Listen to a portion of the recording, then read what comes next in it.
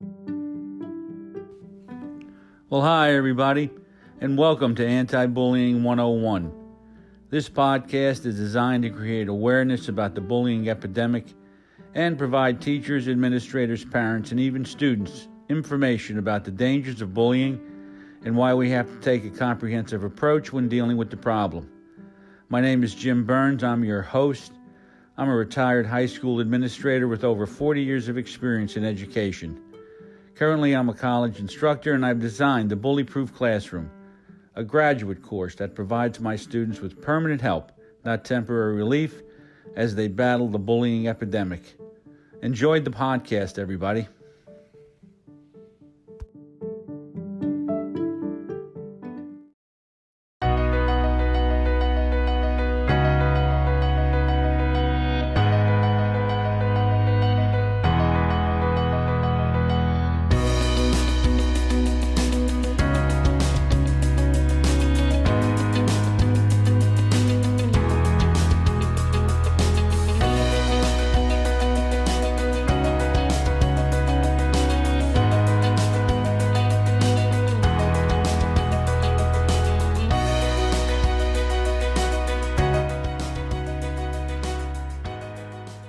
Well, hi again, everybody, and welcome back to Anti-Bullying 101.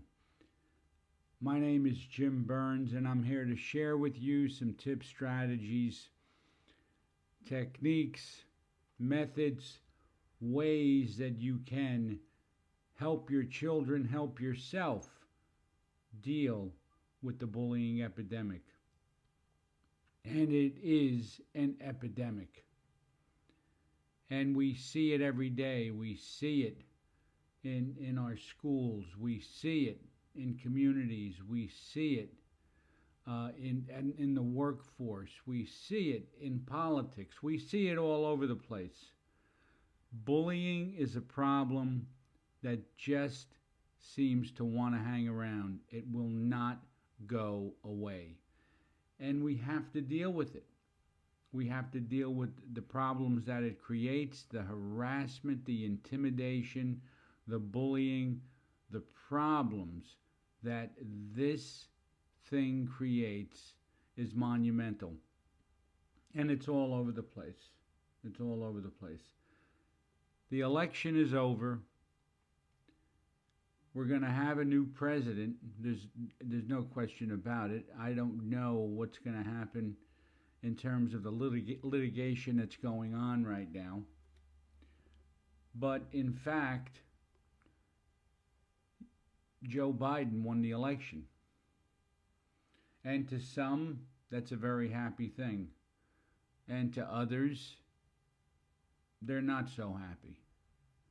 And when you take that split in a country where you have 50% of the people liking or disliking one of the candidates and not knowing how to express themselves with their displeasure, what happens is you end up with mass bullying, mass problems. When you take partisan politics and you have the one party, fighting with the other party, can't make decisions, can't do what's best for their state or their constituents, they can't get along, they end up bullying each other, in the process.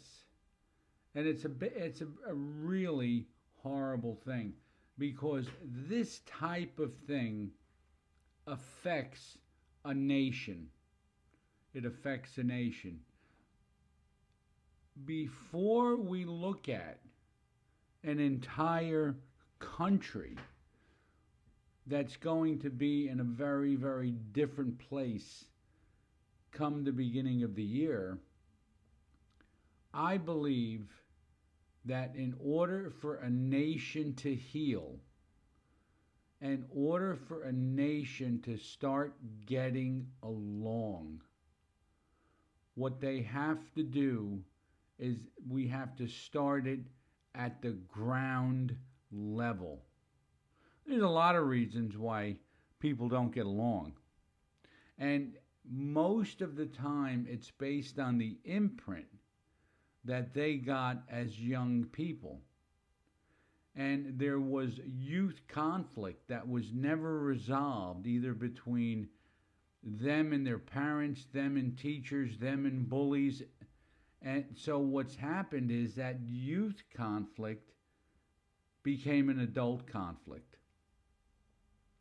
And they go through life, excuse me, with attitudes and behaviors, and they use words, and their thoughts are off on how they can get along with other people. Remember, what do you actually have? You have more than 300 million people in the United States. That means that roughly 175 million people are unhappy. And when 175 million people are unhappy and they don't know how to express themselves, you have a problem. When they don't know how to manage relationships at the ground level, if they were never taught how to disagree with the right attitude, if they were never taught how to cooperate when they disagree, that behavior from childhood carries over into adult life. And then they become adults who have these problems. They become adults who don't understand that someone else has a different perspective than them in life, and what they do is they start to try and bully, they start to try and use intimidation to try and get what they want. So my feeling is, if we want to teach an entire nation to get along, there are certain things that we have to do individually in order to make sure that future generations learn how to get along. And all of this backbiting, fighting, rumors, digging up dirt, all this stuff that goes on, within the country and within politics will stop. But there's got to be another generation. There's got to be another group of people who will take the mantle and will say, I understand what I have to do. And I'm sure there are people like that now who were raised and had a minimum amount of youth conflict when they were younger, and they were able to go forward.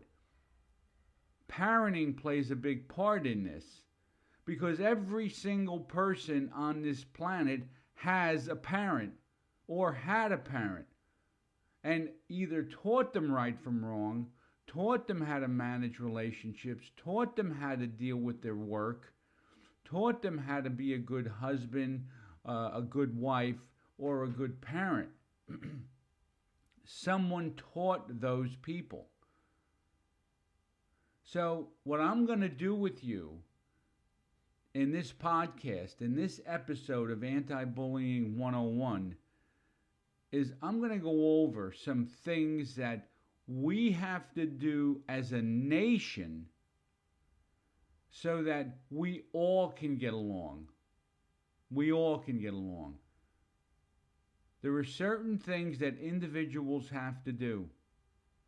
There are certain things that people who are in the workforce have to do, who are working in their job. There are certain things that people who are in politics have to do. Or they have to teach their children how to do it. But if they don't know how to do it first, they're going to have a rough time teaching their kids, because they're just going to be a bad example. So as you listen to this podcast, do yourself a favor and transfer this information to others. Start to practice some of the things that I'm going to share with you. And do your best to try, when necessary, to make changes in your own behavior so that you learn how to get along with others if in fact you're having difficulty. And everyone has difficulty with someone. It's the extent of the difficulty, it's the severity of the difficulty, and how far someone is willing to go to try and get what they want. Now, what are some of these things that we have to do? First of all, number one, we were all put together in a certain way. Whether you believe in evolution, whether you believe in the Bible, whether you believe in God, our makeup has been formed somehow, some way, genetically and environmentally. Some people are too tall, some people are too short, some people have a big head, some people have bad teeth, some people have big ears, whatever the case may be. That's the way we're put together. Now, our personalities are formed environmentally. That's what I talk about by an imprint. And the character qualities that we develop are based on the environment that we lived in with our parents. In order for a person to get along with someone else, the one thing that they have to do is like themselves first. They have to have a good sense of who they are. They have to like what they do. And if they don't like themselves, they have to be willing to make the changes necessary so that they do like themselves. They are content. They have a good self-image, a good self-esteem. They accept who they are. Because when people like themselves, they are less argumentative, they're more confident, and they're willing to listen to people who have a different perspective than them or a different thought than them. They don't argue all the time because they're confident in who they are. If you're a parent right now, one thing that you can do is help your own son or daughter like themselves. Because if you got people liking themselves, guess what? They're going to like others. Liking yourself also means that you use a method of self-care. You care for yourself. You take care of yourself physically, mentally, emotionally, and spiritually. You care about your body, your mind, your emotions, and who you really are from a value standpoint, a character standpoint, and a spiritual standpoint. And once you get into that position where you're liking yourself, you will have less difficulty with others. And as a nation, we need people to begin to like who they are. With that like comes acceptance of others. And we have to learn how to value the differences that other people have that are around us in this nation and in this world. The next thing that we have to do is we have to recognize authority. There's basic authority in this world. You have family authority, which is the parents. You have community authority, which would be your mayor, your council, the police. You have governmental authority, which is, your congressman, your governor, your senators, and all the way up to the President of the United States. Do we have to like the President of the United States? Well, no. 50% of the country just told us that they didn't like the President. But ask yourself this question: is he the President? And if in fact he is the President, we have to have respect for his position. You don't have to like the person, but you have to respect the position. And therein lies the separation that we have to teach our children, that there are people and there are positions. You have a person who is your teacher. Do you like them? Maybe not. You may not like me as your mom or your dad. But the bottom line is, I have a position in your life that you must respect.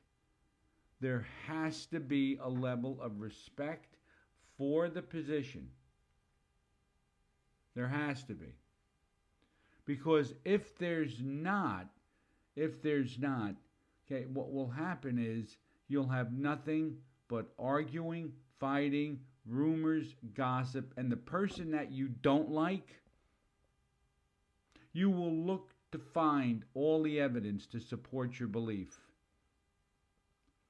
So in order for a nation to get along, we have to learn how to separate the person from the position.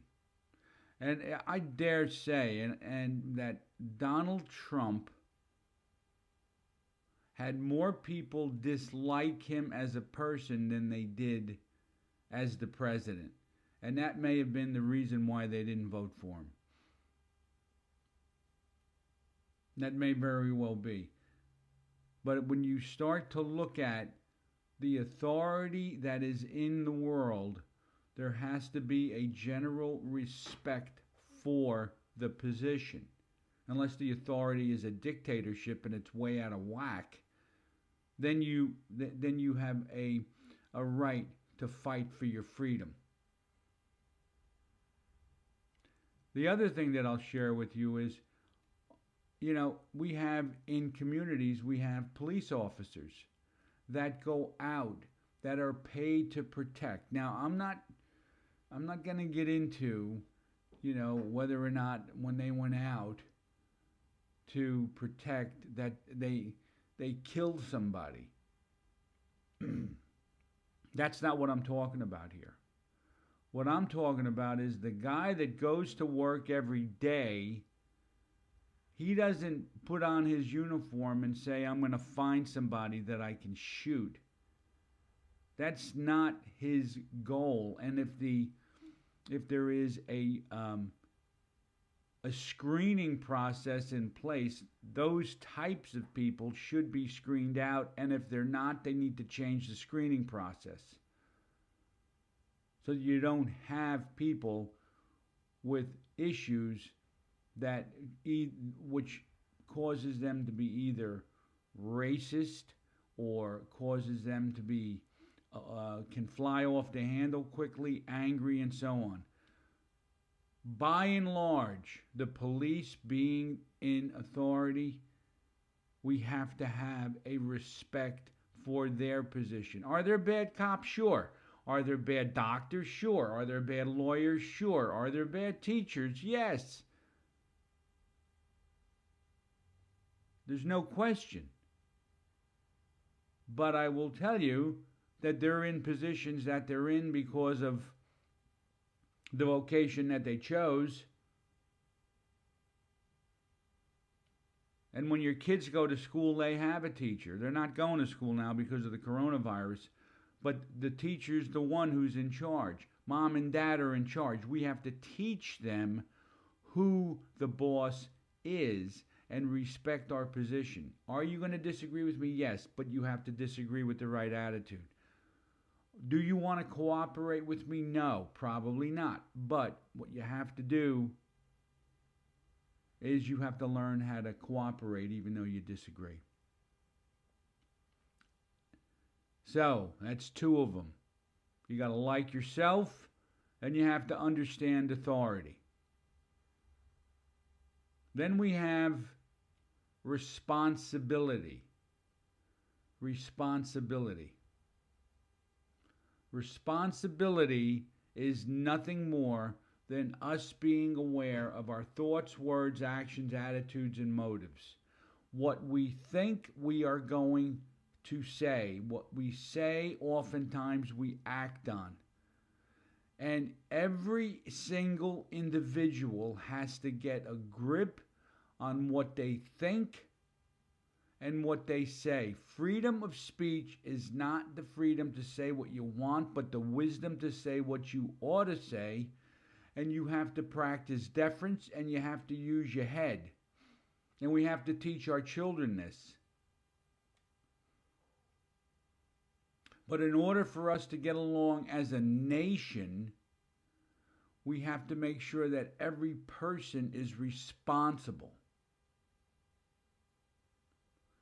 If I'm not responsible in my roles as a teacher, a parent, a spouse, a worker, for anything around my house, home repairs, whatever the case may be, you will see what irresponsibility looks like. But each person has to become more responsible for how they behave and what they say and how they act. Every person. You want to get along as a nation? Number one, you have to like yourself.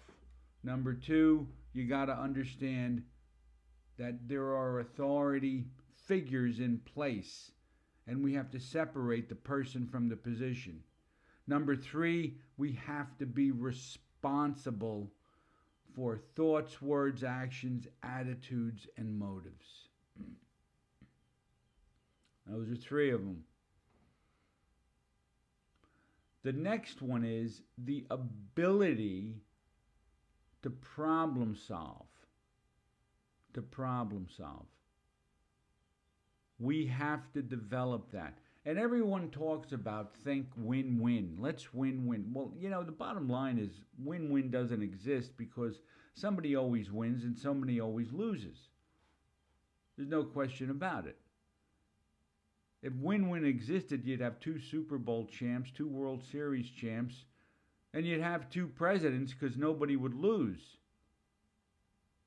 So when problems occur between 2 people or between 2 parties or between people of different races, ethnicities, and so on, we have to figure out how we're going to solve the problem. You don't start a riot as your means of showing your displeasure. You sit down and you discover the other person's perspective. And by the way, successful people can see life from the other person's perspective. And then what they do is they try to see life from the same perspective. Problem solving, coming to the table, dealing with the issues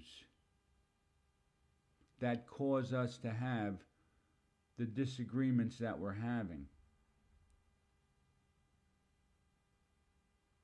And oftentimes that may require both parties to scrap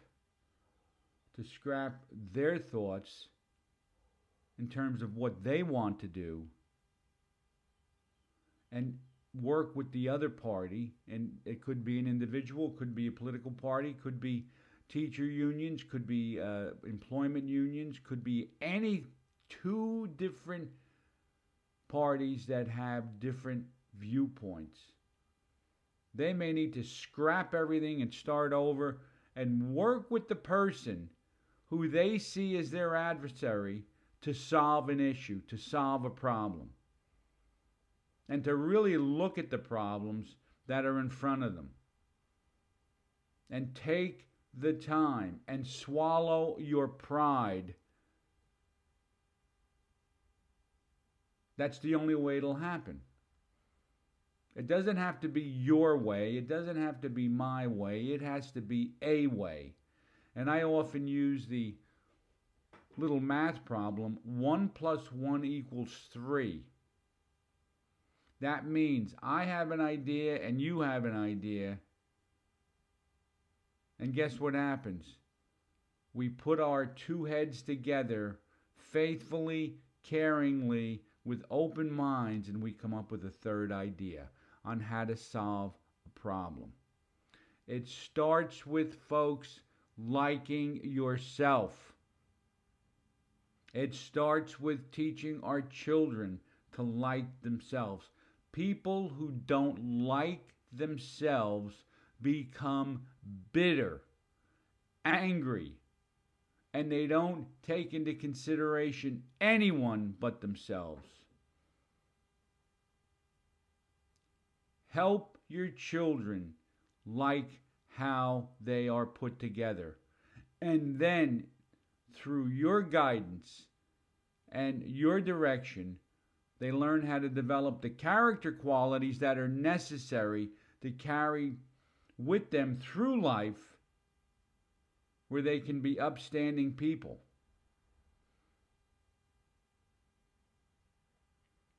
The next thing is we have to care for others. And we have to care for the environment. We have to care for our homes. We have to care for the people that are with us. Family, people that we work with, and so on. Everything that we have needs care. That's every person and everything. They need care. They need to be nurtured. They need to be brought along. They need to know that we love them. They need to know that we will do anything for them. They need to know that we have their back in tough situations. There was an expression years ago that someone taught me that said, if you hear it or if you see it, you own it. If I hear things that are going on, I hear what people say, I see that my wife is drifting further away from me, I see that my kids are getting angry at me, I own that, and I have to take the time to repair it. You're on the job and you see that people are having difficulty with you. Straighten it out. You're involved politically, and you're rubbing everybody the wrong way, and you refuse to ask for advice, and your ego gets in the way, and you think you have all the answers, and you got difficulty in relationships. And by the way, that's the public side of it. We don't know the private side of it. And we certainly don't know the secret side of it, which goes on inside of someone's head. The private side is between an individual and his family. And how an individual gets along with family will determine how they're going to get along with others. So if you have any repair work to do, do it in your family first. It'll help clear your conscience, and you'll be much happier. And as you become more and more happy, having levels of respect and responsibility will come much easier. The next one. If we are going to get along as a nation, we have to understand our own moral compass, and we have to know which direction it's pointing. We have to know what our values are. We have to have a value system. We have to have a belief system. something that we stand on as an individual. And if the belief system is flawed because of the imprint that we got as a child, then we have to begin the very difficult work of changing what we believe in. Because if we don't do that, and we have a flawed belief system, we're going to go through life offending people, having difficulty with people, having difficulty on the job, and so on. And if we have a flawed belief system, and we are in one of the two parties that exist today in this world, the two major parties, we are going to fight and argue for our own weaknesses until we get what we want, and we may not even get it. And that may include re-election.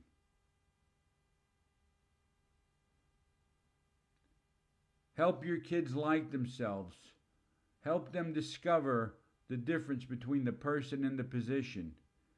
Make them aware of where their thoughts have taken them in terms of responsibility.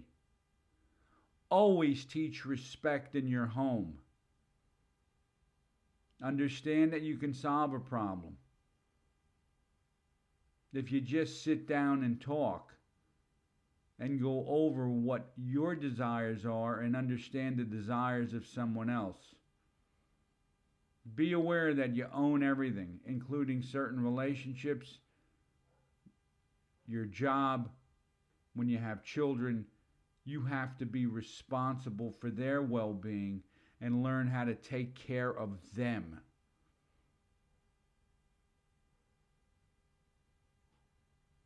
And then discover your own moral compass and get your value system in line and understand what your belief systems are and what you believe in.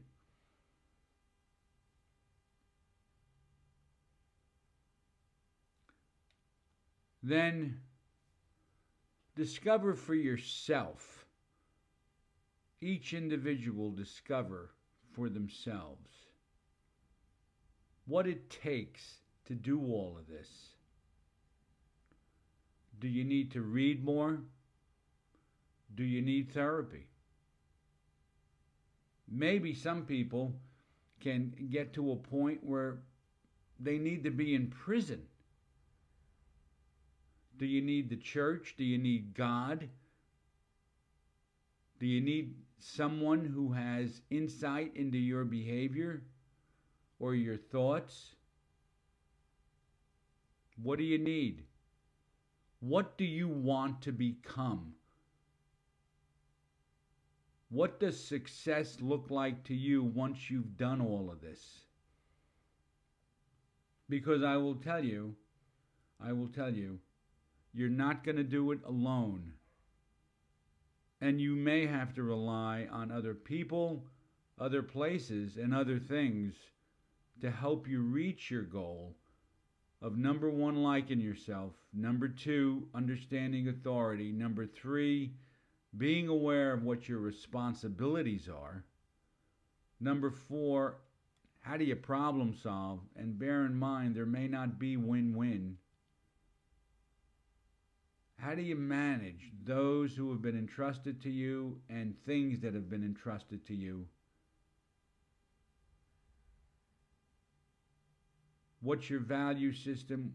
Where's your compass pointing? And when you get down to it, how are you going to do it? How are you going to do it? Or better yet, how are you going to teach your kids how to do it, because they're the next generation coming up? And we want to make sure that they have a better shot, they have a better attitude, they have better thoughts and better motives than we could ever have had. And they can manage relationships in a very loving and caring and respectful way. How can we all get along as a nation? It starts with each individual doing something different and looking to make changes in how they do things now. And this isn't easy, this is hard.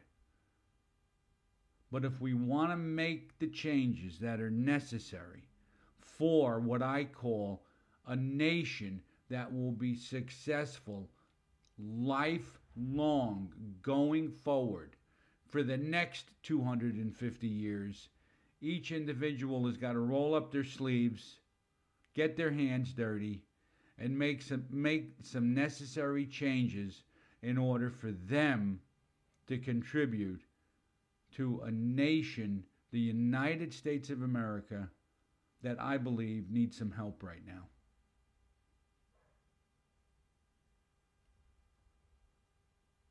Let's all give it a try, folks. New president. Probably a lot of people have new senators and congressmen. Let's all give this a try so that we can help this nation. Because the nation is composed of 350 million people who live here, and we're going to have to learn how to value the differences and how to get along. And it starts right at the ground level, in families and in homes and in schools and a variety of other workforce, variety of other places. I think we can do this. It may take another generation for it to occur. But if we all put our mind to it, and we all care deeply enough about where we live, I think you'll find that making some attempts toward individual change will make the difference. My name is Jim Burns. You've been listening to Anti-Bullying 101. Please, if you haven't done so already, please go to the membership site. I'm going to put a link in the episode description. I've got great stuff going on there, and I would like you to have access to it. It would be for members only. The membership is $9.97 a month, and you're going to get a bunch of stuff that's going to be yours and will be added to each and every month. Right now, what's going to be going in very soon is Stress Management Through Balance. It's a course that I've written that I believe you will find to be very helpful in terms of managing stress and dealing with a balanced life. So please click on that link. That will help you. There's a bunch of other stuff. If you haven't done so, go to Patreon, make a donation if you can, because this podcast doesn't run on its own, and we always need the help. Trauma Stories is another podcast that I do. If you'd like to come on, if you would like to be a guest and share your story, or if you'd like to send me your story in an email, send it to traumastories1955@gmail.com. That's traumastories1955@gmail.com.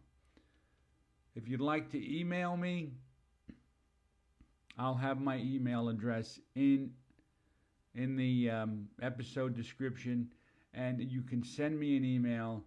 I'd love to chat with you. I'd love to do whatever we can to work together with my audience to help make this one of the best years that we've ever had, and moving forward, improve the life of each individual person that lives in this country and who lives in the world. Once again, my name is Jim Burns. I thank you for listening to Anti-Bullying 101.